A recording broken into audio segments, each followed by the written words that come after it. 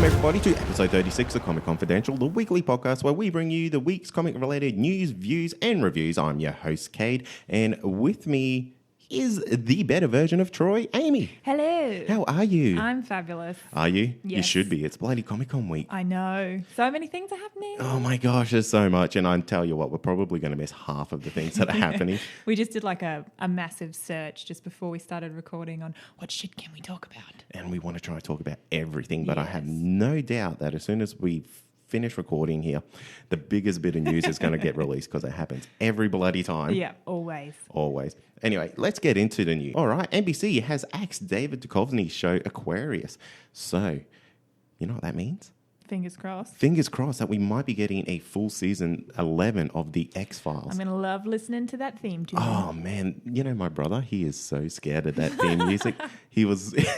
we used to play pranks on him playing that music thinking there's aliens around. He used to absolutely crap his pants. And to this day, I swear he's still scared of You it. should just, if it comes out, just crank it while he's sleeping. Always do. Well, He might poop. anytime we're watching it, he just seems to get up and walk away. Just the tough guy, but not really. Yeah, that's it. He's just going into his room to cry. Hide under his bed. What other news have we got? Oh, Ben Affleck releases the title of the upcoming Batman movie. You probably could have guessed this one. It's just titled The Batman. I like it, though. Simple, powerful. It's effective. Yeah. What do you think, listeners? You tell us. Yeah, I like it personally. Yeah, so do I. John Berthel, he started work on Netflix, The Punisher. And The Punisher is back and he looks better than ever. The actor was recently snapped in Brooklyn as he began work filming for the solo Netflix series. Ooh, Netflix is killing it. Netflix is killing it. And I don't know if you've seen the image, but he has got the lady friend of Daredevil with him. Oh, Yes. the Karen Karen, Page. who was Jessica in True Blood. Oh, really? Yes. You are the biggest True Blood fan, aren't you? No, yeah, I am. She was amazing in True Blood. She's amazing in Daredevil, so She's amazing everywhere. she'll be great in Punisher. Yes. In saying that, Jessica Jones is also ramping into production next year. So it's going to be a super busy year for Netflix. You know, we're going to have Daredevil Season 3, Jessica Jones Season 2, The Defenders. Plus, now that The Punisher has started production, I have no doubt that we're going to be seeing that too. They're just going to be releasing it one after the other. Bam, bam, bam, bam. Yeah, we're going to get, I reckon we'll get one every 3 months. Yeah. It'll just give you enough time to get over whatever happened in the one that was released previously. Yes, exactly. Yeah. Oh man, it's going to be such a good year. I know. And speaking of Netflix, hot on the heels of Luke Cage, Netflix has released the Iron Fist trailer. Oh, so good. I know. I loved it, except for maybe this shit Justin Timberlake haircut. The 2-minute noodles hair. Yeah. The mangarang hair going Other on. than that, it was amazing. Yeah, And I it's feel just you. a little snippet too. So I can't wait till they release something like even bigger. Yeah. Oh, you got to see his hands light up. You got to Yep. see his big punch. Yeah, and his Oh, chest tattoo. what did you think of that chest tattoo? I thought it was a little bit shit, to be honest. Yeah, I thought it was a little oversized. Yeah, and could have been drawn on with like a Nico pen. Yeah. Probably is drawn on with a Nico. It probably is. Netflix cutting the budget here. Let's also talk about The Defenders. So the villain has been casted. Villainess. shall I say. Yes. And it's Sigourney Weaver. Oh, man. Yes. I'm getting like flashbacks to Alien. Yeah. Ghostbusters. We don't know who she's playing yet, but we just know that she will be there and she'll be fucking some shit up. Hell yes. You know, it's really cool. What? Everything about this whole New York Comic Con, we got the Power Rangers. I know, you're so excited. Holy shit, man. And you know what? We finally got teenagers with attitude. Yeah, they're very dark and gritty. They are. And like rebellious high school sort of attitudes. Yes, and it's so good. Like from what the original TV series was, man, all these kids are like popular and helping out like community and I stuff think like that. we even see in the trailer like they're getting bullied. Like they get bullied by the big dogs and then get their crazy powers, and it's like, don't fuck with me anymore. Yeah, and they're outcasts. Yeah. Really, which is really quite good. What do you think of the scene where the girl just cut her hair? Oh, look, I have issues with scenes like this because it happens a lot in heaps of movies. And excuse me, but if you cut your hair like that, it does not look good. It does not look that curly. You're going to have a hack job and you're probably going to have to wear a hat for a month. At least. At least. Anyway, that was a pet peeve of mine, but Something that looked really good was the suit transformation sneak peek we got. Yeah, they look like symbiote suits. I know. You know, something like a Carnage, a Venom. Yeah, Venom is what came to my mind when I was watching it. Yeah, it looks so good. And something about this trailer, it seems like it's blending a lot from the DC movie universe here. It's very dark and very gritty. Yeah, I agree with that. And it was great. It was great. And I like that. So I'm really excited. I think this might be the dark horse of the year. I'm really, really happy they didn't show any of the bots. Yes, because I think you can give too much away too early. Exactly. Like we've seen with so many movies that have come out recently. But Yep. I have a good feeling. A good feeling. A good feeling. Yes. What else have we got? Oh, we got our first look at the new Wolverine movie. Yeah. Yes. Little teaser. That poster. Yeah. And in that poster, I think that might be... In the poster, you see Logan holding the hand of a child. Mm-hmm. I believe that child is going to be X-23. I think you're onto something. What other children do we know that would play a big part in the Wolverine movie? Yeah, exactly. It's the only thing I can think of. And also, how terrible... Have you... did you look close at that poster? Yeah. It kind of reminded me a bit of E.T. Yeah, yes, that's perfect. That kid's fingers, they're at least 8 inches long. Wrapping all the way around this massive man's hand. It's crazy. It's some of the worst Photoshop I've seen in a long time. It rivals like Kim Kardashian Photoshop, I think. Yes, exactly. Yep. Oh, and my favoritist, but also not favoritist thing at the same time is we got to look at Professor X. Oh. But he's looking real old and sad. Yeah, like you said earlier today, you're like, oh, Professor X has got like some liver disease going on. It breaks my heart. Well, it's rumored that it's true. He is looking very weathered, but the rumors are that Logan, this movie will take place in 2024. Jeez. And Professor X has not aged very well. Apparently, his mind is starting to fail him, and he's not really the person he was before. And Wolverine is actually taking care of him. Good. Yeah. Someone needs to. Someone needs to, because this guy is obviously looking pretty shithouse. Yeah, and it breaks my heart. But people need to look after him after all the shit he's done. Yeah, that's right. Do you think he still has his sweet wheelchair, though? I don't know. He looks pretty frail. Yeah, I reckon he'll be like in an old school hospital one. Yeah, and that'll be sad. Just like having someone have to push him around. Yeah. Ugh. We've got a pretty big tease from Jeff Loeb from Marvel. Hinted that S.H.I.E.L.D. might actually cross over into the Netflix series. Ooh. And he didn't actually say too much, but he got asked a question at New York Comic Con, and it was, do you think Agents of S.H.I.E.L.D. will finally cross over with Marvel's Netflix series?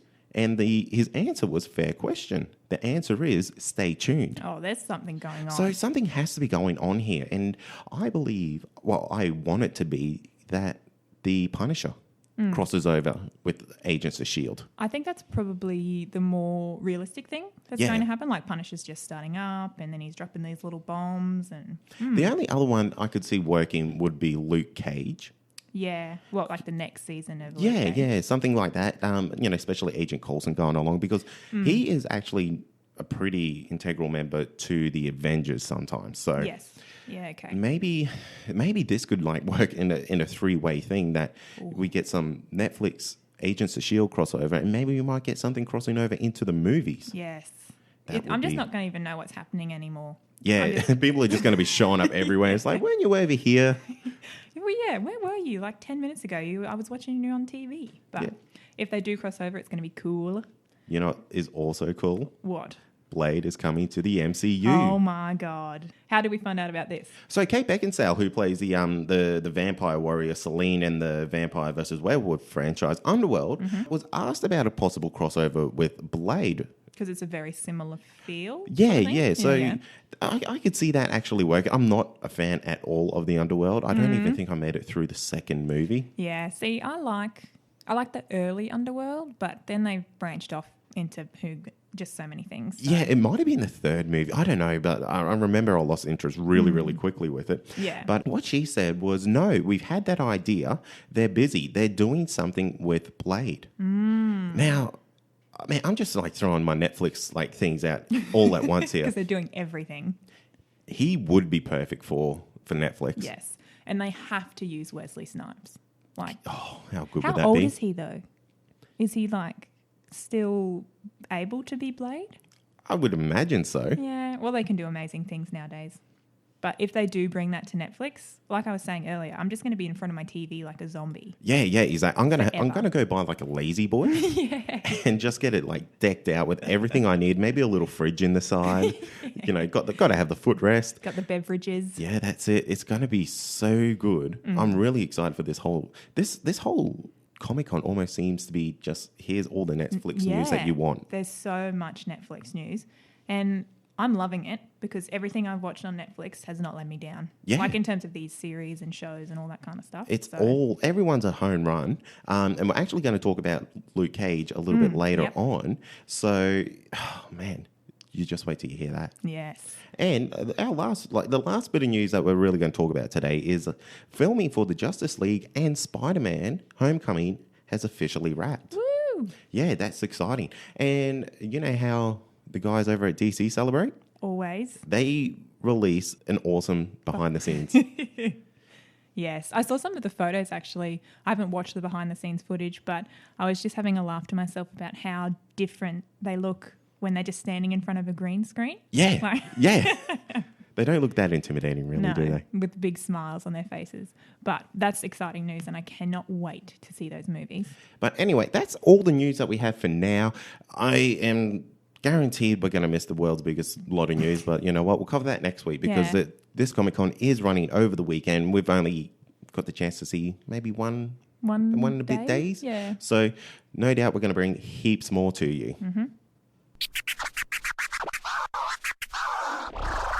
And that's going to bring us to the weekly wrap, the segment where we wrap up all the top moments from all the TV shows from the week. Mm-hmm. We're doing top moments now because we're about to have, 20 different TV shows on at the same time? 1,000. So unless you want episodes that go for 3 hours and get yourself like a Joe Rogan experience, takes you a week to listen to it, we're going to have to shorten this little part here just to our top moments from each episode. Mm-hmm. And to start that off, we're going to do Luke Cage episodes 1 to 3. Dun, dun, dun. Just as a heads up, we're going to do the Luke Cage episodes in little segments, probably wrap it up over 3 episodes. Yep.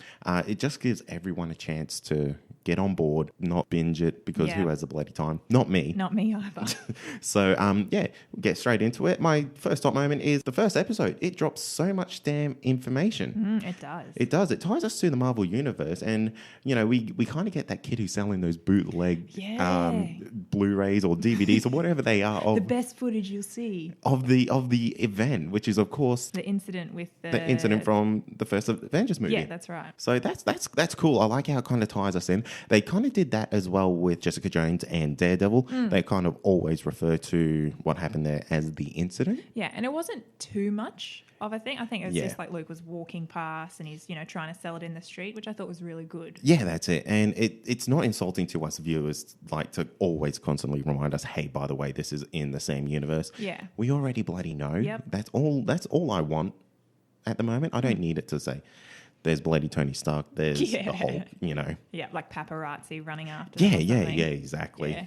And my second point with this is it's pretty obvious that music is going to be playing a pretty big role in Luke Cage, which we already knew. We spoke about it for the longest time. Like I said, I'm going to go out and download this album on my iTunes account because it's going to be unreal. Mm-hmm.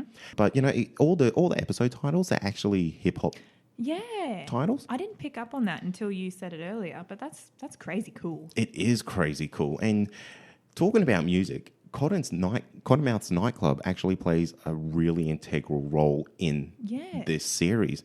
And we see a lot of hip-hop stars actually performing at his nightclub. That's right. It's quite good. We see large amount of scenes based around that. Yeah, it's just like the whole scene is focused on whoever's on stage at that time and playing some really good music. Yes, exactly. And it's really, really good. And I don't like stuff like that, but maybe because I'm a really big fan of hip-hop music, I connect with it. Yeah, and it sort of draws in not a wider audience, but it gives you a little break, I guess, in terms of, here's a nice, we're just going to have a listen to some music, which still is relevant to the show.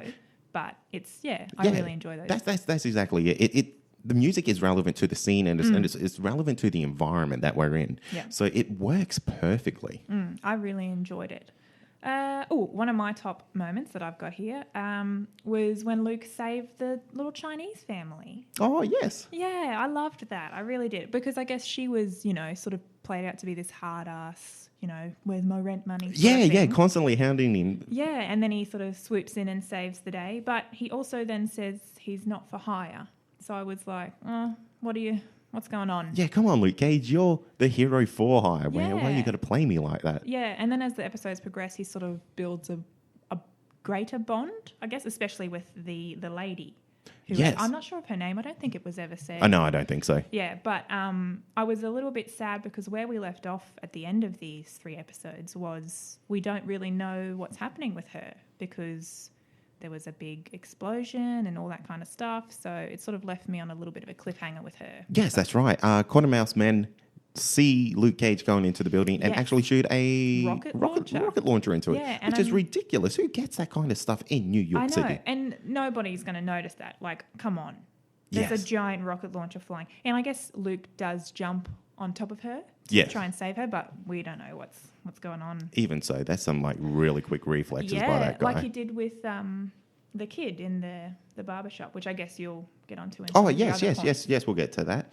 That actually leads us to the next point, which is we get Luke Cage's Uncle Ben moment. With great power comes great responsibility.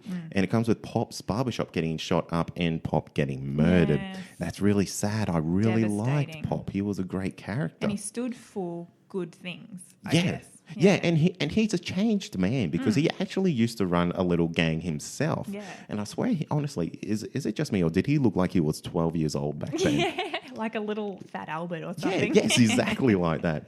And he actually used to run around. He got his name Pop because of all the punches he used to throw, and it's the last noises that people used to hear, Yeah. which I thought was quite good. Another interesting thing was that Cottonmouth actually used to run around in Pop's gang when he was younger. Yeah, which is a weird sort of crossover, I guess. It is, and it's interesting to see that they're quite different worlds now.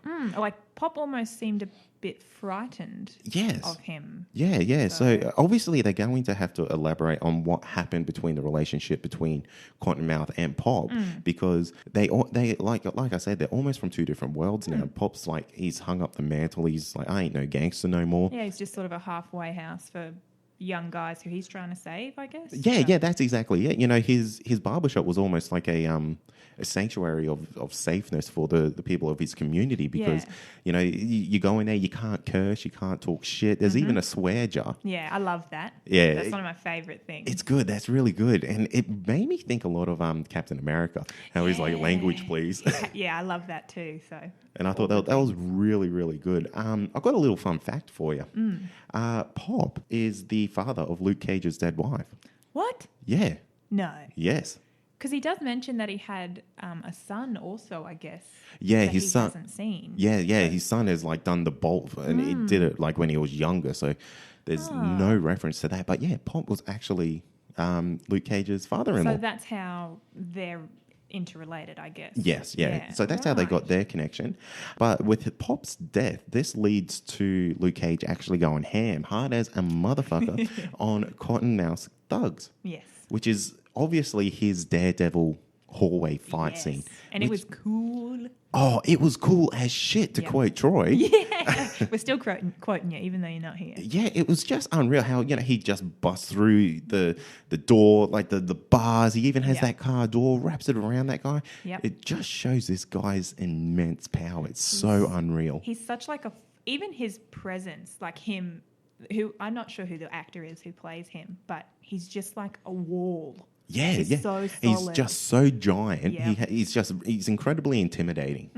And you know what? I'm actually going to go back and I'm going to rewatch episode 3 just for that because it was so good. Yeah, I was cheering. I think You I were was cheering? Yeah. Get him.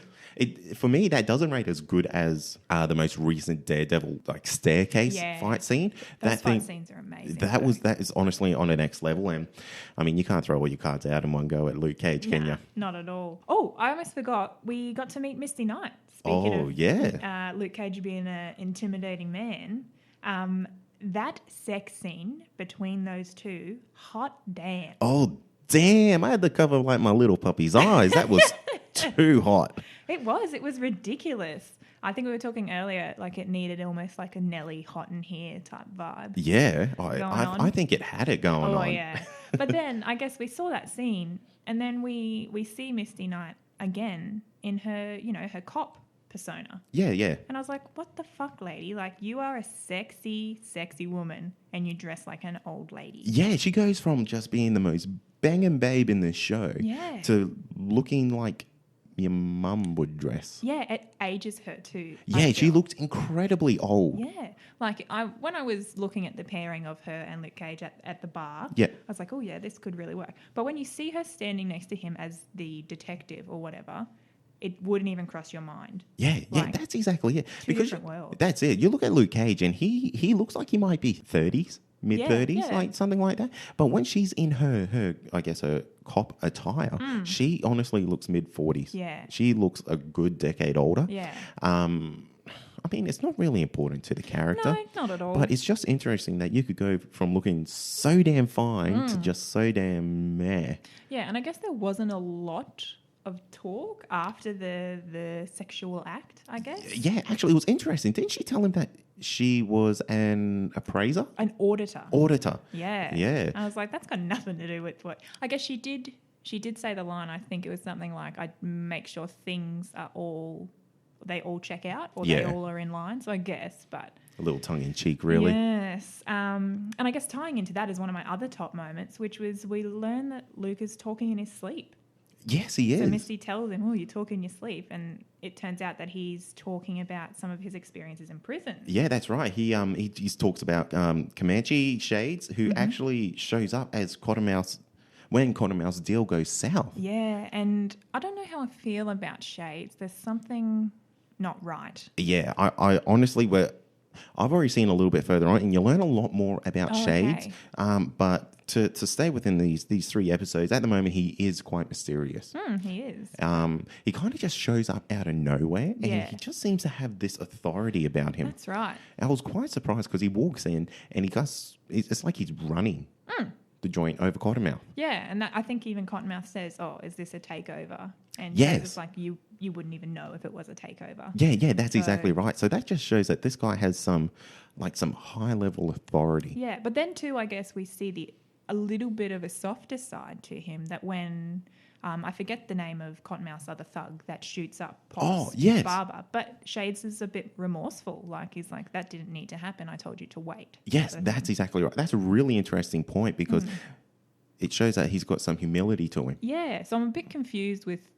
I haven't seen any more than these episodes, obviously, trying to keep it fresh. Yeah, keep it fresh. But yeah, so it'll be interesting to see where he goes. Yeah, that's quite good because with that character there, he is going to be quite integral to the whole show, I feel. Okay.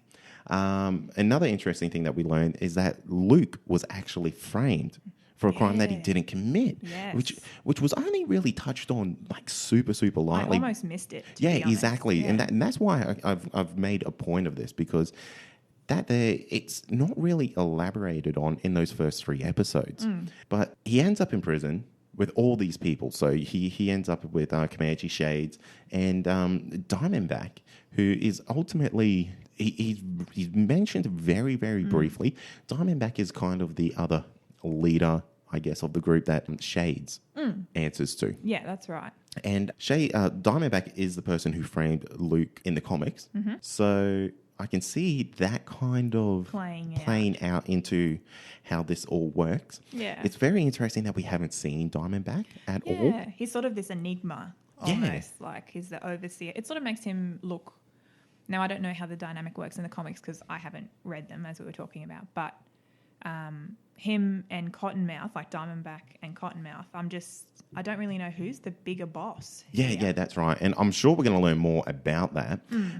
But my final point that kind of brings all these 3 episodes together is that Luke Cage is starting to really stamp his authority in his area. Yeah. In Harlem. People are looking up to him, I guess. Yeah, that's right. People are starting to know his name. And Cottonmouth is obviously shaking about it. Well, he shoots a rocket launcher at him. Exactly. So. He moved all his money into his safe house, which ultimately is a pretty silly thing to do, in my opinion. Idiot. And it serves him right, I guess. It does. And it's I think he calls it Fort Knox, where he keeps all his money. Yeah, at the the memorial to, I can't remember the black founding guy's name. Atticus?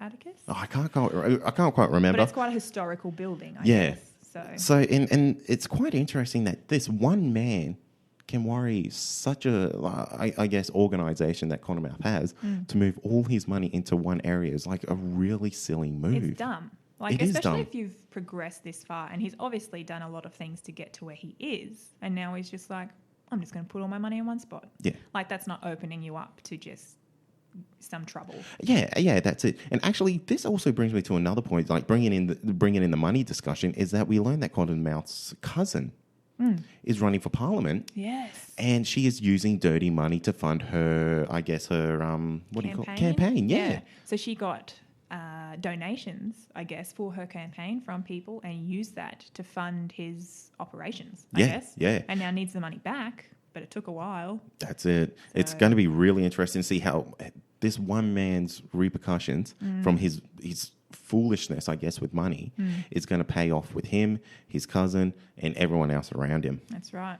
All right. So, out of those 3 episodes, what's your rating so far? I'm loving this so far. And like I said, I've only watched the first 3 episodes, so I'm still learning a lot. And normally I find in TV shows where I'm learning so much so quickly, I'm sort of not loving it as much because there's just so much dumped in your brain when you're trying to watch it. But I love it. I'm probably at this point in time, we're going to rate it out of a number or... Yeah, out of 5. Yeah. All right. I'm going to give it a 4.5. Okay. Yeah. I really enjoy it. Yeah, I'm going to meet you on that 4.5. It's quite good. I like how they're using his abilities. He's not seeming like he's like a Harlem Superman or something like that. He's sort of quiet and a sneaky little superhero. That's it, and he's very humble about it. The way he saved, like you said earlier, that Chinese family, saved the restaurant. He even said, "Oh, sorry for your window." Yeah, sort of yes, thing. exactly. Like, He's incredibly humble. It's quite good. I'm excited to see where the rest of these episodes go. Next week we might bring episodes 4 to 8. Yeah, we'll see how we go. We'll see how that story goes. We'll see how it all fits in. And how much info. Yeah, exactly. But essentially, this Luke Cage saga will be wrapped up in the next 2 weeks. Yeah. Yep. So that will take us to Fear the Walking Dead, which would surprise me because this was a double episode finale. Yeah. And I watched it. Yes, so. and Amy actually watched it. I've just been getting by every week listening to you and Troy, and now I've actually watched it for myself, and I think I was a bit foolish in not watching it. Yes, because it's actually quite different from The Walking Dead. Yeah, which I guess is where my perceptions were coming from, because I can't stand The Walking Dead. Yes. But I did enjoy it, so let's talk a little bit about it. All right, that sounds good. So my number 1 point for the first episode here is that Nick is on a mission to save the Colonia. He offers basically all their oxy, their drugs, for the safety of the Colonia, but eventually gets turned down by Narcos, who is hell-bent on taking over this Colonia. Yeah, that's right. And I was kind of confronted, I guess. We were talking a little bit earlier about the gore and all that kind of stuff in these episodes. And we see when he goes there that Narcos has actually murdered some friends of Nick's or people who he knew. So that was a bit confronting. But yeah, well, that's it. And that guy, he's not really here to play around, but like his whole story is actually thrown off quite quickly because, I guess I'll lead into it now, is that Alejandro, he gets bitten. Yes. And we knew all along. But the Colonia didn't, and that is that he is not immune to the virus. Obviously. But it does lead to one of the most gruesome kills in Fear the Walking Dead. And like, for you to jump onto this episode, it's just, it was even a bit confronting for me. I had to fast forward. Like I said, I couldn't deal. Yeah, it was a next level kill that we've never actually seen on Fear the Walking Dead or The Walking Dead. Yeah. So, and what it is basically Nick just gets his thumbs and puts them through the eye of this walker and just blood everywhere. Him. Yeah. And it's so long. Like, it is a long kill. Like, it took forever. It's a slow death. Yeah. That's for sure. And basically, because of what it's happened here, Nick actually calls Alejandro out on his bullshit. And of course, like I said, we learn he's not immune to this virus. So basically what happens here is that Alejandro, he sacrifices himself for the greater good. Yeah. He lets all of the Colonia escape with Nick, who previously found what seemed to be a military base. Yeah, helicopters and everything. Yeah, out in the Yeah. distance. So, Yep. and that scene was actually quite quick. If you missed it, you kind of wouldn't understand what happened with the rest of the episode. Especially since it was sort of through the eyes of binoculars, Yeah. I guess. So it was a little bit distorted even more so. Yeah, exactly. So basically they get up and leave, and that continues into the next episode, which we'll get into shortly. Yep. But we get I guess it's not a flashback, but we get a side story to Ophelia. Yeah, so I don't really know what's going on with her, but she's just sort of out on her own. She starts off in a car, gets attacked by some walkers, I guess. Yeah. And then just starts walking. And I guess she's captured on the American border. Yeah. So Is that what I gathered from that. Yeah. So it looked like she was walking down the border between America and Mexico. All the rocks and that kind of landscape that was happening there. And she sort of gets, not ambushed because it's just one guy, but she gets overpowered, I guess, by a guy with a gun, and he says, "Welcome to America," or something like that. Yeah, that's it. So I don't know too much about her. I didn't even know her name until you told me. Yeah, exactly. But, well, she's really been a back player to this. She actually disappeared for about 4 episodes. She was in the hotel with the family. Yeah, okay. And just decides to bail. So I don't really know where that's going. Yeah, her, but that might pay off next season, but honestly, she is a character that I have 0% interest in. yeah, I don't think she even spoke. You know what? You might be right. I don't think she even spoke at all No. that episode. So interesting. Interesting. And my final point for this episode is that the Wanker boys, Derek and Brandon, are in the hotel and Travis snaps. Oh, these wankers. God. Yeah. You know, I listen to you talk about them every week and I loathe them already. And at this point in the episode, like, I was hating on them so bad. Yeah, well, they're only in this episode. Well, they're actually a highlight of this episode. Yeah. But they come in and they're needing assistance and they're just being absolute dicks. Yeah, they are. And they're sort of, like, there's some racial slurs in there from them. And I mean, these people are helping them. Yeah, exactly. So, They're just doing everything that they basically shouldn't be doing. They're just assholes. That's all I can say. That's true. But with them, we find out that they've actually killed Chris. and Yes. Travis snaps big time. Oh, yeah. And essentially, he basically beats both these wankers to death. Well, not to death. They're still alive, but pretty close. No, one of them is dead. Oh, one of them is dead. Sorry. One of you them are is right. dead. Yep. Yeah. Bit of a cop out death for Chris, I think. Yeah, it was sort of just a 5-minute. Well, it sort of jumped around a bit because they said that he died in the crash, and then he turns out he didn't die in the crash, but he was very severely injured, and they had to put him down. Yeah, because to be fair, the character was shit, and I didn't like him at all. But he honestly deserved something better than that. Yeah. Troy actually called this last week. He said that Chris would die because he's actually a cast member in Agents of S.H.I.E.L.D. now. Yes. So, I remember him saying that. Good work, Troy. Good work, Troy. Well done. But yeah, the way that he kind of got just ridden out of this was terrible, in my opinion. Yeah. That's all I can say. It was a 2-minute cutaway scene, and that's it. Yep, and Done. then he's gone. But it's good. I didn't like him. He's a wanker. I'm actually glad he's gone. He was hanging out with wankers. He was a wanker. All good. So that's going to take us to the second part of this finale. Yep. And my number one point here is that Alejandro comes clean. He, like I said earlier, he warns Colonia of the impending doom from the Narcos, whoever he is. And Nick notices, like we said, the military helicopters on the horizon. So that's good. They've basically all packed up ship, ready to go. My next point for this episode is that the hotel boils over because of Travis's actions. Yeah, where he killed the wankers. Yeah, basically. And Travis comes face to face with the angry mob. Alicia stabs one of them to protect Travis, that was just a big WTF moment there. I really like I've watched 2 episodes or whatever, but I like Alicia. Yeah, she's actually a really good character. She started off as one of the most annoying characters on this show, and it's I think that's probably written really well because she's obviously matured. Yeah, she has. So well, I say she has, but she's obviously a little bit more mature now. Yeah, and from probably what you can tell, she's got her head screwed on. She's doing the right things. Yeah, well, I mean, it was a very sort of confronting scene because she just sort of slips out of nowhere and stabs him straight in the chest. Yeah. And the gun still goes off, but Travis is alive. Yeah, so. that's it. And she actually wanted them all to leave the hotel together. Yeah, that's right. Because it almost seemed like I think it's Meredith, the mother, wanted to let Madison.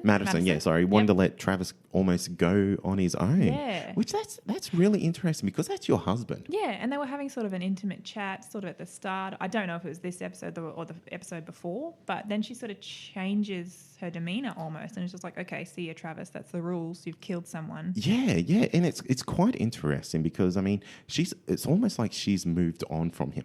Yeah, I feel like she's very detached. Yes. Like she's sort of hardened over and she's not really... Like I said, I didn't know what she was like at the start of the season. Yeah. But she just sort of seems like she's always the one to stab people in the head. Yes. Like, you know? Yeah, she's one that will take care of business if required. Right. Well, and in saying that, they are booted from the safety of the hotel. Booted, they're running. Yeah, they're running, basically. But we also say farewell to Victor, who was a very integral member of this group as well. Yeah. And what's good about him is that he kind of calls these people out on their actions because what they're doing is, it is selfish. Yeah. They're not in control of their emotions. And I mean, it's fair enough. Travis's kid did get killed. Yes. But you do have the safety of the rest of your family to take care of. Yeah, the greater good. And Victor basically says, look, I'm not going with you. I'm not risking my life. Yeah, I'm not risking my life for you guys anymore. Which is a fair call. That is an absolute fair call. Like if you're in the safety of this hotel or whatever it is, why? Yeah, exactly. Why would you leave? That's exactly it. You can absolutely build a fantastic community at that hotel, really structure it to be like a Fort Knox, and just live there forever, basically. Yeah, that's right.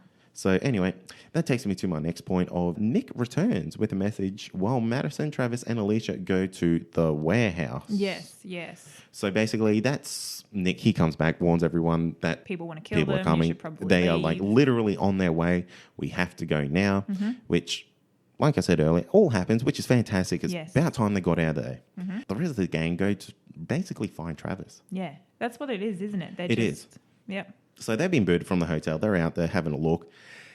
And the whole warehouse is gone, like emptied. Yeah, they're trying to find Nick, but they're just coming up with... trying to find Nick, trying to come up with all the... They're just coming up stop after stop and he's not there. Like, they just come up with dead ends, I guess. Yeah, that's it. And I like that because I feel like this would have been way too convenient if everyone just met up in this final episode. Yeah. Which that would have really disappointed me. So basically where this all ends is basically the Colonia is looking for a new start. And they're moving north and we are left with them actually being attacked by this military compound. Yeah, which I thought was really weird. Now, like you guys have said many, many weeks in a row, they all just covered themselves in the blood of walkers or whatever and just traipsed through the town. Yeah. But I still don't really understand why the military just open fire on people who are obviously not like walkers. Yeah. So I'm a bit confused, but I don't know. Yeah, well, it's going to be interesting because obviously there's no military control at all. This must just be military people that have just made a base for themselves. Yeah, exactly. So I guess they're kind of being fooled by the illusion of safety. Yeah. And this military coup, I guess that's what we'll call them, is they're there for themselves, obviously, because they shoot half the bloody people down. Yeah, and they're running away like... Yeah. So these people are obviously no threat, but they don't want anyone else there by the looks of it. So this is theirs. They don't want to share it. What's interesting, though, is that they do seem to capture Nick. Yeah, and Luciana. Luciana, yeah. So she's been shot, though. She has been shot through the leg, so it's going to be interesting to see what happens here into next season. So we've got Madison, Travis, and Alicia. They're still searching the countryside. Nick's been caught. Ophelia is... Who the fuck knows? I know, doing whatever she is doing. I think they really need to write her out. Yeah. And, of course, like I said, that we have lost Victor. Yes. Which is probably the greatest loss to this show, in my opinion. Yeah, see, I didn't really know Victor, obviously, because I've only watched these 2 episodes, but I thought he was sort of like a calming presence. Yeah. Almost. Like he was there to tell people, hey... check yourself. Yeah, pretty much. He was the level-headed person here. Yeah. So it'll be interesting to see how it all plays out with such hot-headed people, and then this military presence. Like, military don't take shit. Yeah, So, that's exactly it. So who knows? be interesting to see how this goes into the next season. Do you want to rate the only episode you've ever seen? Yeah, so I guess... Seeing as it's a finale, you do have to rate that 1 out of 10. Yeah, so I probably give it a 7 out Okay. of 10. I didn't like all of the gore. I'm not a big gore person, and the eyeball and the fingers I didn't like that. But I guess from listening to you guys talk about it every week, I sort of saw it progressing a little bit more. Like, they've left the hotel, they've left Colonia, they're moving on. Yeah, So, yeah. Okay. 7. Yeah, no, I'll agree. 7's probably a pretty good fit for what this episode was. There's no real tension there for me. I mean, Nick's been caught, and that's Yeah. about it. Yeah. Can I just say, like we were saying earlier, Yeah. he does not look how I imagined him. Oh, yeah. He's greasy. I with the told you. long hair. He's like the impersonation of what a rat would be. Yeah. And he's even got the little blonde ends, Yeah. I think. Anyway, that was just something. He's a greasy little man. Anyway, Yeah. I'm going to give that season a 7 out of 10 as well. That will return next season. All right, so that's going to actually take us to Gotham. The Mad Hatter arrives in Gotham this week in murderous fashion, hiring Jim Gordon to track down his scared, on-the-run sister, Alice. That's right. So my first point here is enter the Mad Hatter. And this was really an awesome take on the character. He's not like overly wacky and Crazy. silly like he is in the comics. This is more of a grounded, almost assassin-like person. Yeah, he has a purpose too, like he works his way into the lawyer, whatever. Yeah, yeah. And he's conniving almost. He Like, I'm is. going to get what you have, sort of thing. That's So, it. He if he wants something, he's going to take it. Yep. So basically, he uses his hypnotic skills to get people to do his bidding. Yeah, and it's creepy. He is creepy and he's Yeah. ruthless. Like you Yep. said, he goes to that couple's house and says, "Kill her and then kill yourself." Yeah, It's bury her just- in the garden and then kill yourself. Yeah, which is just like, damn, son. Yeah, ruthless. On the topic of Mad Hatter, that'll probably bring me to one of my top moments. So the Mad Hatter hires Jim to find his estranged sister Alice, I guess, who we find out was a patient at Indian Hill and has since escaped with the mass breakout that's happened. Turns out that she's a metahuman whose touch or blood or something will turn you insane based on poison.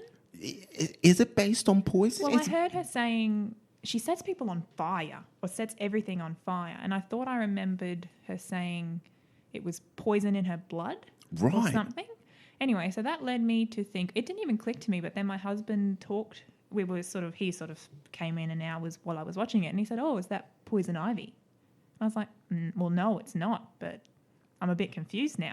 Actually, that's really interesting because they might use her ability to give Poison Ivy her abilities. Yeah, maybe there's some kind of metahuman who has the ability to switch. Maybe. Cause Wow, that's actually really interesting, Amy. it could happen. Yeah, I'm going to Because- just chalk that on the board to Amy right there. Give me a gold star. Yeah. But yeah, because we, like Poison Ivy that we've seen so far, she's grown up, but she doesn't have any abilities yet. No, not yet. She's very unstable. Will kill crazy. you over a plant that she Yeah. won't even pick up. Yep, fucking crazy. Very crazy. So anyway, that's interesting. That is very great. So that's going to take us to point 3, which is Gordon's many women. Oh yeah.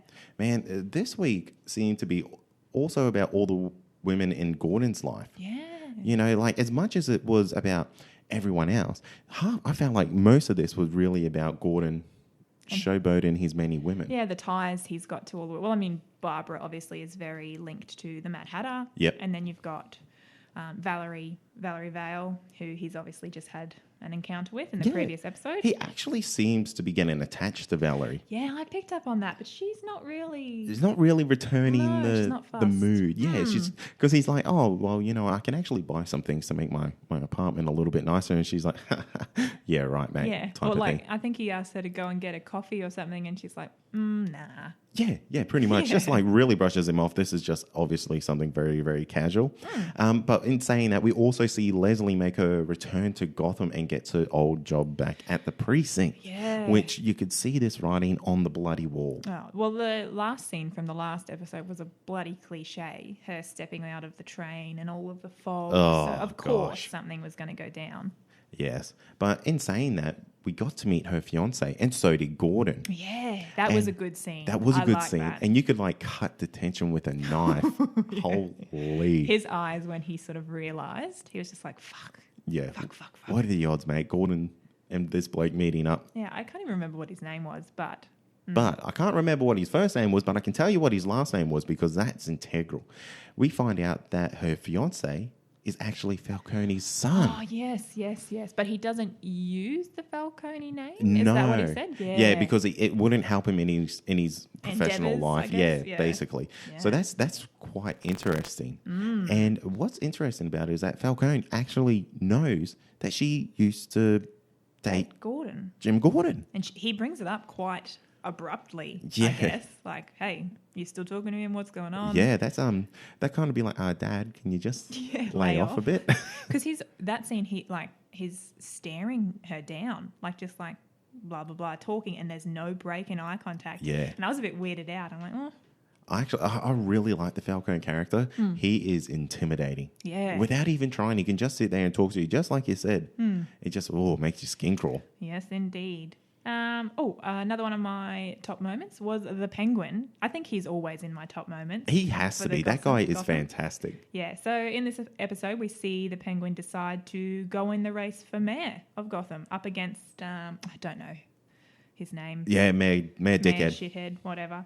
And I guess it's sort of received quite well with the people of Gotham in terms of Penguin sort of got them all under his belt. So it'll be interesting. It is interesting because he's basically his claim to fame for running as the mayor is that Gotham's overrun with crazies and he's the only one who can stop them. Yeah, or control them, like control the mob. Yeah, exactly. So we, in saying that, we also see he has some pulling power. Oh yeah, like at Arkham Asylum, he gets Enigma out, which was probably my favourite scene of the whole episode. I laughed out loud when, Enigma is getting out and he's like, oh, so I'm sane now? And the guy's like, yeah, see ya, bye, have a great life. And then he's like, how did this come about? And sort of turns around and Penguin sticks his head out the limo. He's like, hello, friend. I was like, oh. He looked like a damn dog sticking his head out the window. And I loved it. He's probably my favourite part of Gotham. That had to be the scene of the week out of all the TV shows. That's true. That scene of the week. That goes to Gotham with the Penguin. Sticking his head out the window. That was great. And my number 5 moment for this episode is Clone Bruce is out to cause trouble. Yeah. And is he? Well, he sort of seemed harmless at the start, but then you see sort of flashes of him being a little shit. So... Yeah. We see him like standing over Bruce while he's sleeping, holding a giant pair of scissors, and you're just like, oh shit, is he like gonna like just go to town on him? Yeah, but then no, he cuts his fucking hair off like we were talking about earlier. So many people want to cut their hair, though I will say his haircut looked a bit shit. It looked fucking terrible. So I was glad about that. Yeah. But, and, he's gone by the name of 5. Yeah, well, number 5, something. So, yeah, exactly. And basically what we see him do is he pretends to be Bruce just to go hang out with Selena. Yeah, and I don't know where this is going. I guess we sort of see the scene with real Bruce and Selena where he says, I'm sorry, I can't come out and play or whatever. And clone Bruce is standing in the doorway like practicing almost. Yeah. I'm sorry, like pretending to be real Bruce. Yeah, that's exactly it. So... He's just absorbing everything he can. What I thought was really interesting is that clone Bruce knows how to drive. Yeah. Isn't he like fucking 10? Yes. Like what's going on there? And I don't know if you noticed, but he's actually driving a Rolls Royce. Yeah. Oh, geez, that's a tongue twister, isn't it? I think Selena said that it was Alfred's car. Yeah. So that's even more of a kick in the nuts. Oh, man. So Gotham has got this thing where it tries to tell too many stories at once. Yes. And it's one of the biggest downfalls to it. And this is really just adding another story to the Gotham arc that we don't really need, and I don't know where it's going. Neither. I'm not sure why this clone Bruce was created, but apparently he has the desire to take over the other Bruce's life. Yeah, and I guess talking about him, he has some crazy martial arts skills already. Oh, yes, that's something I forgot to He mention. kicked the he didn't kick the shit out of Alfred, but obviously he got a few hits in. Yes. You know? And that leads to another thing is that he doesn't feel pain. Yeah, broke his nose. Broke or his whatever. nose, yeah. And when he was having breakfast, he put his hand over the open flame on the Yes, candle, that's burned right. himself, and just didn't seem to be phased. Yeah, so I don't know if he's meant to be some kind of crazy machine, Bruce. Maybe. Like, who knows? I've got no idea. Who knows? Maybe he'll get triggered. Oh yeah, And just a bit turn of crazy. a bit of a Winter Soldier. Yeah, type yeah. I thing. think something like that will be happening. That will take us to Agents of S.H.I.E.L.D., which is actually... Oh, wait, sorry. What do you rate it? Oh, well, see, this is my favourite episode of Gotham so far because Fish Mooney did not make an appearance. Oh, my God. We didn't even mention I that. know. She was not... Her name was mentioned, obviously, but Yep. she herself was not in this episode. And I really liked it. I really liked it. Yeah, that's going to get an extra half a point just for that reason from me. So I'm going to give it a 4. I'm going Yep. to give it a 4. Fish Mooney wasn't in it. I love the penguin in this episode. It sort of has its downfalls in terms of, like you said, it's introducing another story that I'm not really sure where that's going. And I also like the sort of poison ivy confusion. So 4 from me. Yeah, okay. I'm actually going to meet you on that. I'm going to give it 4. All the reasons that you said there.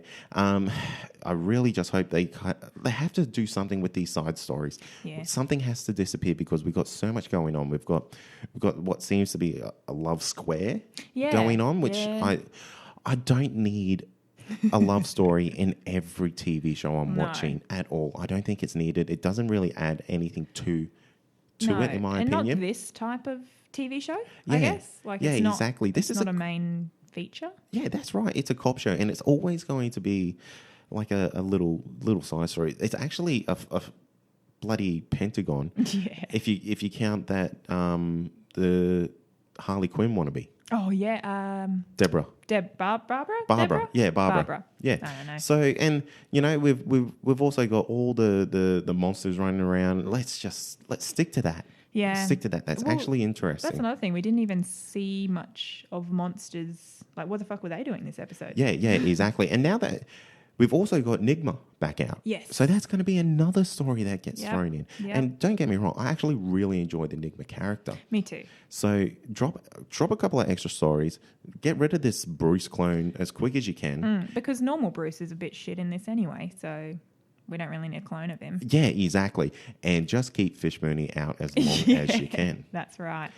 So as I said earlier, this will then take us to Agents of S.H.I.E.L.D., which is on break because they had the vice president elections Yes. in the US, which is pointless. Those fuckers don't know what they're doing. I mean, apologies, America, but... But yeah, it's crazy. So let's just move on to The Flash. Yeah. Which is finally back, thank goodness. And we catch up with Barry Allen living in a new reality, one that he created by stopping the Reverse Flash from killing his mother. Mm-hmm. And my number 1 point for this episode is that they did Flashpoint in one episode. Damn, they did.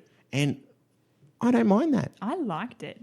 It got it done. Yeah. It got it done. I didn't need unnecessary filler episodes of, oh, woe is me, I'm losing all my memories, blah, blah, blah. Yeah, I liked exactly. it. They could have dragged that out and made a really slow season of it, Yeah. but it's good. They jumped on the ball right away.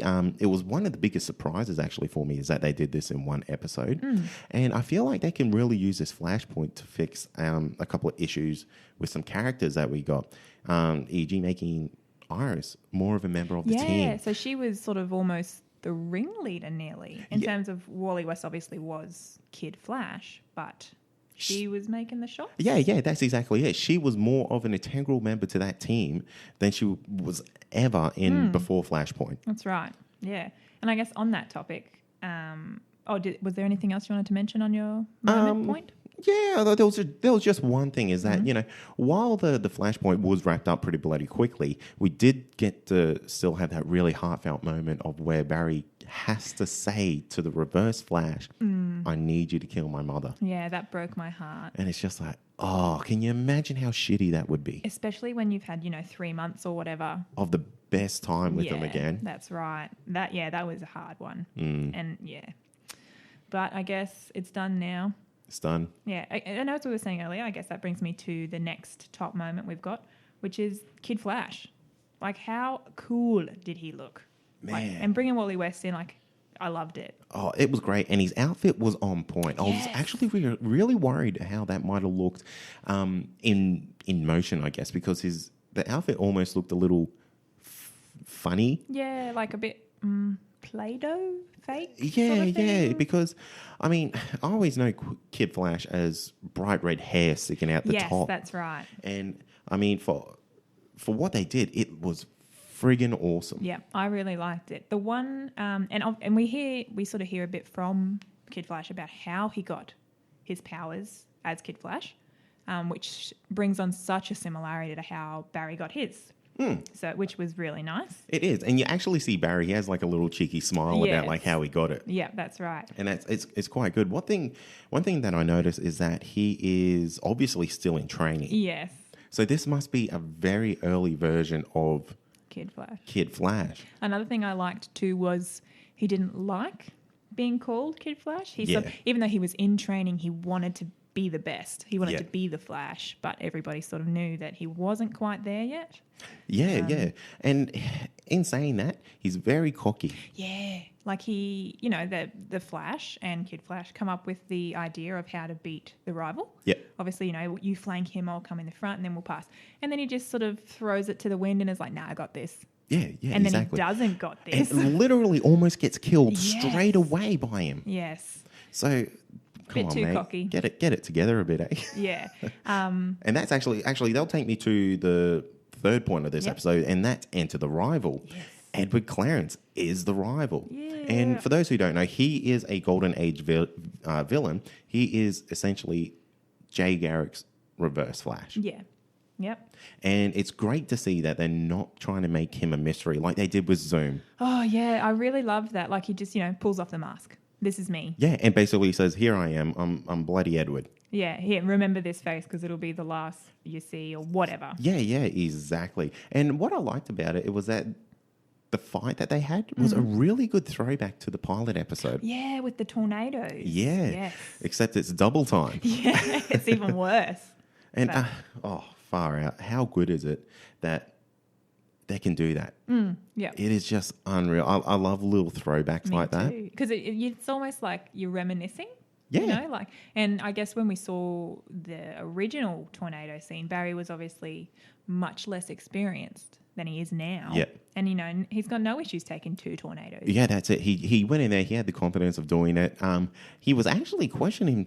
He had the Yeah. effects of the flashpoint of him forgetting That he was the Flash. was the I Flash, guess. which that's just really, really interesting.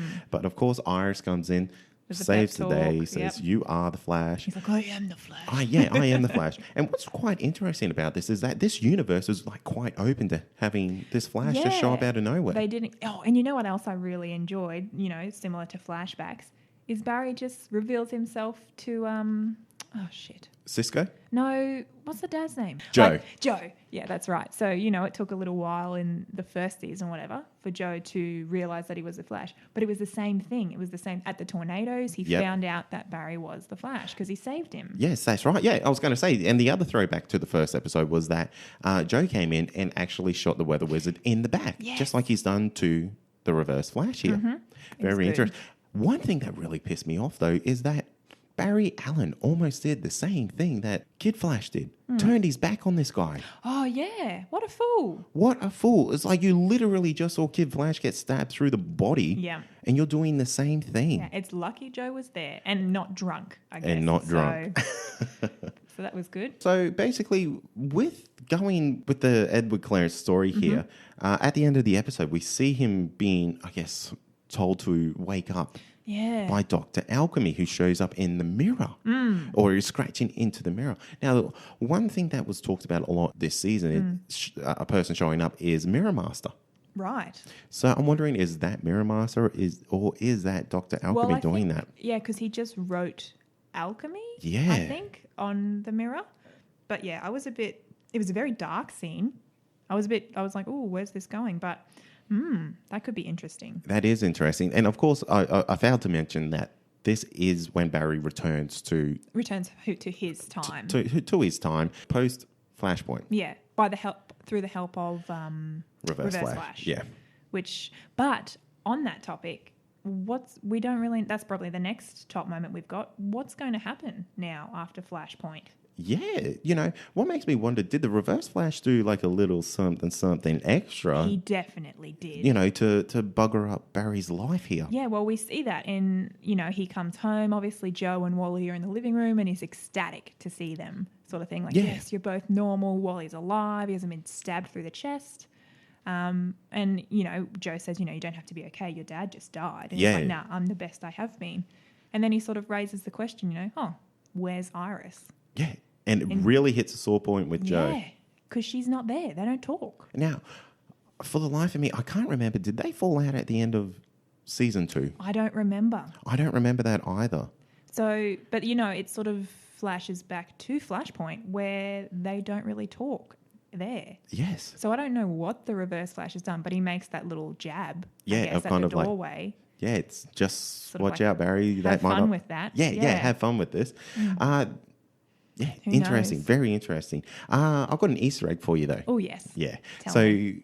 the new captain of the police force in Flashpoint was actually the 90s series. He was an actor in the 90s series of The Flash. Right. Who was their Cisco, basically. That is so cool. It's so cool. It's such a throwback. I saw that and I was like, that's the guy from the 90s. Yeah. So good. See, I didn't watch the 90s Flash or whatever, but I loved that. Like, I loved him, whoever he was, like he was playing the new captain or whatever. Yeah. I immediatally loved him. Yeah, great character. Yeah. And what I like about The Flash is that, they always kind of reference this 90s show. past. Yeah, Yeah. I mean, they got Jay, Yep. or who used to be, well, I guess Barry back in the 90s. But, everything just kind of points back to that, which is really, really good. Yep. One thing I'd want to touch on is also Cisco. Oh, yeah. Like Flashpoint Cisco? Flashpoint Cisco. How cool is he? Super. He's a boss. He is a boss man. He is a massive boss man.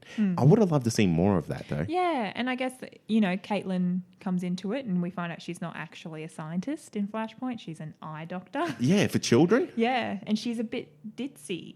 Very almost. ditzy. So that was interesting. And then Cisco's sort of the other end where he's super successful, is the richest man Super in the cocky, world or whatever, yep. has a super hot girlfriend who's about 5 inches taller than him. You don't care about that height difference? Not at all. But He can just stand on his pile of money.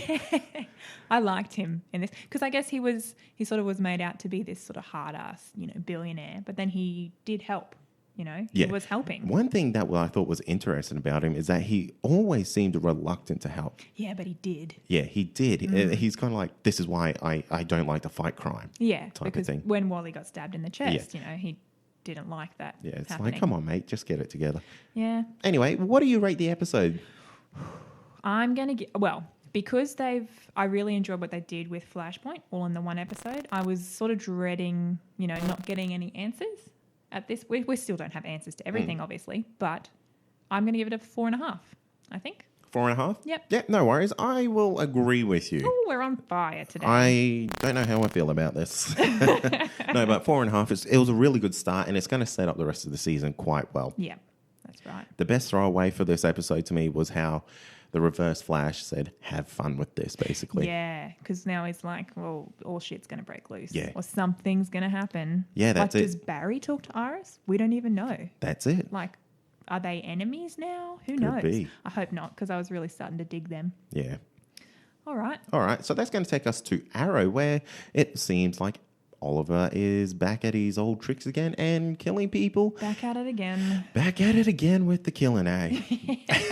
So Yeah. basically, it seems as though Oliver feels that the only way that he can get some vengeance for Laurel's death is by killing everyone who seems to be a threat to him. Yeah, and just like snapping people's necks everywhere. Yes. Crazy. Very crazy indeed. So with him killing everyone, this should be a really interesting, I guess, mixture with him and Wild Dog, because Wild Dog is a total gun nut. Yeah. So So- he could be killing people left, right, and center. Yeah, exactly. And it doesn't seem like Oliver really has a problem with Wild Dog. He just doesn't want him interfering with what he's doing. Yeah, he doesn't want to replace the team. He's stuck on the team, I guess. He is. So, and in the flashbacks, we actually see Oliver, pre-Green Arrow, snapping necks, cashing checks. Yeah, that's right. In the Russian mafia or whatever. Yeah, their little fight club there. Yeah. First rule of Fight Club. don't talk about Fight Club. That's right. Speaking on the team, I guess that'll bring us to the second top moment we've got, which is, Quentin is off the rails again, I guess, boozing it up, hating himself, hating life. Yeah. Feeling worthless. He is. Felicity's mum, I can't remember her name for the life of me. Neither. Left him. He's on his own. In Vegas. She's in Vegas waitressing or something. Yeah, something. Well, you can kind of picture her doing that. She's that type of woman. I didn't think she'd stay around for long. No, either did I. But, he's back on the booze and just feels worthless. He has nothing to stay sober for, is what his words were. That's right. And then I guess this episode was a bit of character building for him because he started off feeling worthless. He hated his life. And then, he sort of ventures out into the world again and sees, Oliver's speech as mayor now because he's mayor. At the revealing of the Black Canary statue. Yeah, that's it. And he sort of has an epiphany, I guess you could say that. He kind of feels full of pride. Yeah. See that, not everything is worthless. There is something worth fighting for, and actually gets him to create a task force for the mayor. That's right. So he gives Oliver a couple of trusted cops that he knows, I guess, who will help him because at the moment the police force is very corrupt. Yes, it is, which is interesting. I did not think that it would be like that at the moment. No, and I guess they draw on it a lot. Like in the scene where I guess the corrupt cops shoot up the drug dealers or whatever. They catch these two people counting obviously drug money. That's right. And instead of arresting them, they shoot them up. Yeah, and they've got their badges full on display. Like, yes. Like it's really a draw point for this episode, I guess. That'll be interesting. It will be interesting. That takes me to my third point is that it's time to build a new team. Mm-hmm. Thea doesn't want to be part of the team anymore. No. Diggle is away on deployment somewhere and actually encourages Oliver to start a new team. Yeah, and I think that's really a turning point in this episode for Oliver because he's so reluctant. Yes. So, he wants Thea back. And I guess Thea does don the suit for a little bit, but she hates it. Yeah, She doesn't want it. It goes against everything that she is now and basically says, I'm never doing that again. Yeah, that's right. She just did it to save her brother, who, as the mayor, was kidnapped. Yeah. So there wasn't much other option, I guess. That's right. And we also see that Mr. Terrific, he gets his ass handed to him big time. And because he doesn't want to feel as helpless as he did. So he wants to be part of the team. That's right. And I feel like that was very reminiscent of Laurel. Yeah. I'm sure that's how her journey started as well. That is, because she sort of got into the boxing ring and all that kind of stuff after being beaten up. And that's very true. So I didn't think of that. I can see that kind of, going hand in hand. We'll see a very similar story. And Mr. Terrific is actually a really great character in the comics. So I hope they kind of, they give him his little T-face pain and then he gets all these little gadgets, which are absolutely fantastic. Yeah. But one thing that we do learn in the sense that he's trying to build a new team is that we learn the secret that Laurel told him at the end of last season, which is basically she wants the Black Canary legacy to live on. Yep.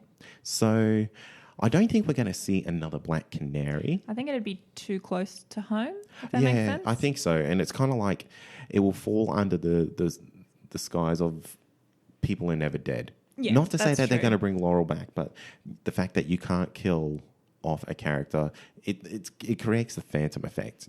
One phantom dies, another one comes by and takes the spot. I don't think we need that with the Black Canary at all. I don't think the character's that iconic. No. And she's got a statue now. I think that's enough sort of thing. Yeah, exactly. So they did have a girl that donned her suit late last season. Yep. And she's obviously in Oliver's files, and you do see her in the previews for the next couple of episodes. In the sort of training fighting scenes. Yeah. I'm really interested to see how this new team develops, I guess. New personas, how they all interact, I guess. And especially since Felicity is so driven to get this happening. And Oliver's so reluctant. So it will be really interesting because this team, well, Oliver's not opposed to killing. Mad Dog's not opposed to killing. It's going to be really interesting how these other two members feel about their team members killing other people. I don't see Mr. Terrific being down with that. No, not at all. He is quite a gentle soul from what we can see. Yeah, that's I mean, he might get a pretty battle-hardened, but I don't think he's going to go from computer geek to snapping necks. Yeah, exactly. So I think we're going to see a change in Oliver again. He's going to become something different again. And then it'll lead to the next season. Yeah, exactly. So I think, something's going to happen in this season that's going to stop Oliver feeling like he has to kill people. Yeah. I guess something that just sprang to my mind that we didn't really talk about yet is in terms of the team. Even though Felicity is still there, I think Diggle even makes a comment to Oliver about, because Oliver said, I need to keep moving forward. And Diggle says, does that mean for you and Felicity as well? Yes. And Felicity has a new boyfriend? Who turns out to be one of the dirty cops. Oh, is he? Yes. Oh, right. I didn't put that together. I had to go back. And have a look. Shit. Well, that's going to end badly. Of course it is. One thing I have to say about Arrow is that it has to stop basing stories around Felicity's love life. Oh, yeah. No one cares. I don't watch this show for that. No. At all. That is what killed last season. Yeah. Actually, that's what's been killing this show for the last couple of seasons. Is this whole Felicity effect. I guess it was an endearing thing at the start, and now it's just like, please God, make it stop. Yes, exactly. It had a little bit of that's nice. It's a bit cute. Yeah, exactly. And you know what? They could have left it at that. Yeah, just like the witty banter between them, and there was obviously sexual tension and all that kind of stuff. But now I don't even know where they are in terms of who cares really. I don't care. And the time frames for these TV shows is generally however long it's been away from the screens is how long it's traveled in real time, basically. Yeah. So, I mean, they haven't been together that long. No. And they seem very cozy. They seem very, very cozy. So, do I care? Not at all. I just see it turning into this big jealousy storyline, which is going to shit me off. But you know what? Mark my words. She will be captured and used as bait for Green Arrow. Isn't she in every season? Always. And then there'll be the discussion about, no, we can't be together because you're going to get put in harm's way. Oh, please. Kill me just now. CW, do not do that route. If you are listening, please God. Anyway, moving on. Let's go to point 4. Yep. So we had Green Arrow versus Tobias Church. So they had their face-off, their duel. Yes, and Tobias Church, he is not one to mess with at all. Did you see those knuckle buster things that he's got? Man, Jesus. he's a boss. Yeah. And in saying that, he literally takes out the lead bad cop, from what we can tell, just lays into him and says, I control you now. Yeah, I'm the captain now. Yeah, I'm the captain now. Yeah. So that was pretty crazy that he sort of, he bursted into the episode and he was such a domineering presence already. Yeah. And even that scene where he sort of gathers, I'm probably getting a bit of my head of myself here, but he gathers all the other baddies. Yes. And he's like, I think they say, well, someone's got to be in charge. Is that you? And he says, well, yeah, obviously. Yeah. And he's like, I've got fingers in all your pies, basically. That's right. But and actually gets one of his cronies to shoot one of their leaders. Yeah, that's right. And I guess if that's not a bold statement, who knows what is. Yeah, that's right. But jumping back a little bit, so Green Arrow and Tobias Church have their face-off because Tobias Church has kidnapped some hostages after the mayor's speech about the Black Canary, blah, blah, blah. And this is sort of where we see Oliver accept the fact that he does need a team. Yes. So he brings the good cops in, I guess we want to call them, and sort of takes down Tobias Church's cronies. While the Green Arrow goes up against Tobias Church. Now, my pet peeve with this was the helicopter scene. Yeah. What the hell was going on there? I know. That felt like it was so forced into this episode to be like, here's this huge action scene that you're going to remember forever. I remember it for being ludicrous. Yeah. I was lost and confused as to what was happening. I didn't know who was winning. I didn't know who was throwing the punches. I didn't know what was happening. Yeah. They're just in the backseat of this helicopter. And it was just ridiculous. The fact that he can shoot his arrow up to a helicopter. Yeah, out of a burning building. Out of a building that's exploding. Oh my gosh. It's just, that was just too much for me. Yeah, it was a little bit annoying, but I guess the one upside to this is we see a new trick. Yeah, we got a new trick arrow. Yeah. And it's kind of a thing that they kind of do each season is they bring out a new trick arrow. Yeah, and this one was cool. This one was cool. Last season, it was the infamous boxing glove one. Yeah. which that is still my favorite. But this was just, I felt like I was almost watching Spider-Man. Yeah, It felt very Spider-Man-y. That feel, didn't it? Because you know what, I'm telling you, I almost expected some web to come out.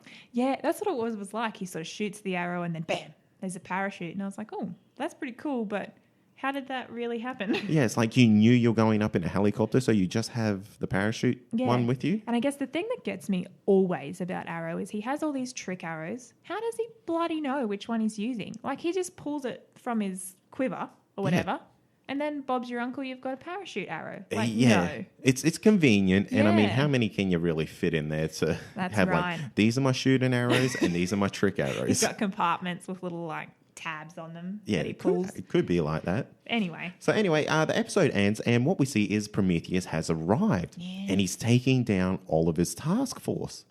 Poor dude. Poor dude indeed. Now, my question to you and the listeners is, who is he? I don't know. I am throwing my money on that this is Tommy as a result of Flashpoint. Oh, that is a great theory. Because we've been seeing a lot of like behind the scenes images from Oliver Queen, from Stephen Amell, Yes. who's been like covering up, like I said I think it was People's last faces, episode, yeah. covering up people's faces. I think this is Tommy. It could be. And especially since we've seen the crossover sort of images coming into it, if it really is something from Flashpoint, obviously the Flash is going to be involved. Yeah. So if it's a side effect of the Flashpoint, I think you're onto something. I think I am. Or it could be someone on that list, someone integral on that list. Yeah. Because we see the list make a comeback again. Yeah, and I guess we saw a lot in terms of the sort of Russian period of Oliver's life, and we get a bit of an insight into how he learnt some of his tricks in terms of dislocating his thumbs. Yeah. Gross. So gross. Yeah, I think that was probably a throwback to the book. So, yeah, they haven't had this book show up for a while, so I'm going to be interested to see how this goes. Anyway, whatever. What do you rate it? I'm going to give this one a 3.5. See, I'm not the biggest fan of Arrow, but I didn't hate this episode. There was just a couple of things I feel like happened a little bit too quickly, and there's a bit of pet peeve items that occurred along the way. Yeah, no, I feel you. I'm going to give it a 4. Good. I'm giving it a 4, and I feel like that might be a little bit high. But there was a lot that I liked from this episode. What I liked was that we're almost going back to like season 1 and 2 Arrow, where it's a lot more action. Yeah, that's true.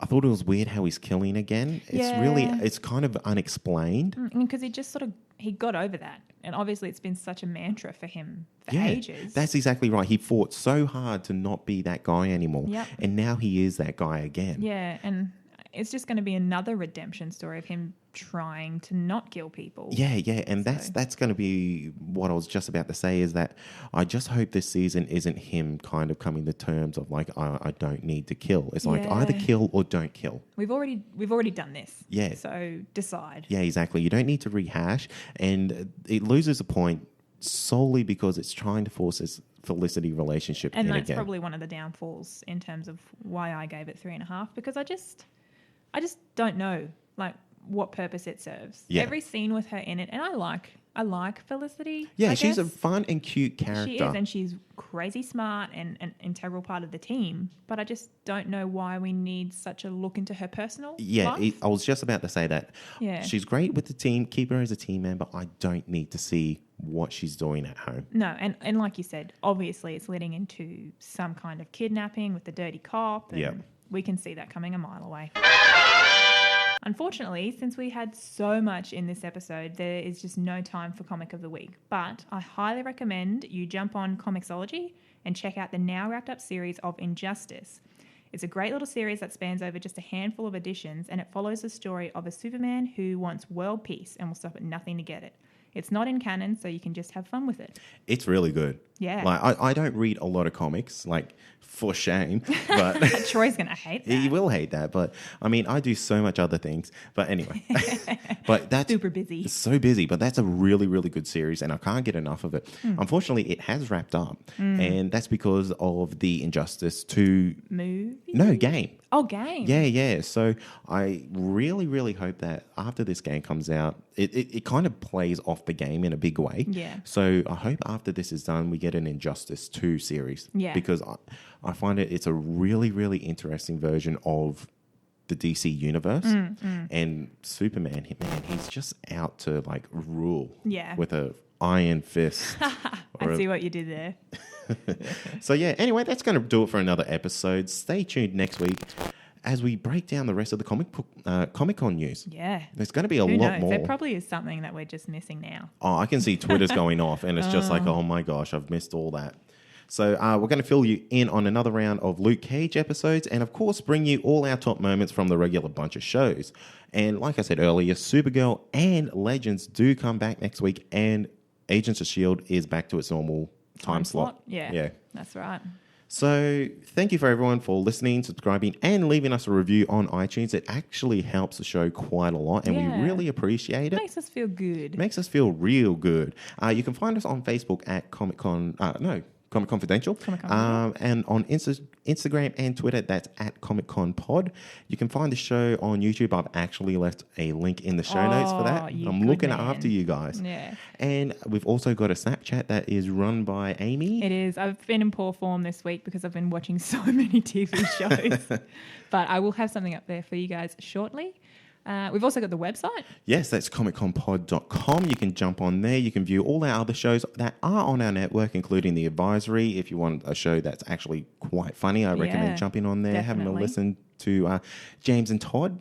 Always full of good advice. Always full of great advice. If you want to support the show, you can jump onto our show notes and look at our Patreon link. You can jump on. That's also patreon.com/ComicConPod. We're going to be doing some movie commentaries very soon. Amy's suggesting a lot of Harry Potter. Yeah. But I am so not on board. Maybe we'll do a Harry Potter episode. Yeah, that would be good. I feel like people would love that. Or I would love that. Yeah, you were like cheering for it last episode. I know. So I feel like it's my niche. it is your niche. Yeah. They are the only book series that I've ever read. You've read them? Yeah. Oh, good. I'm like down with Harry Potter. I've read them many times.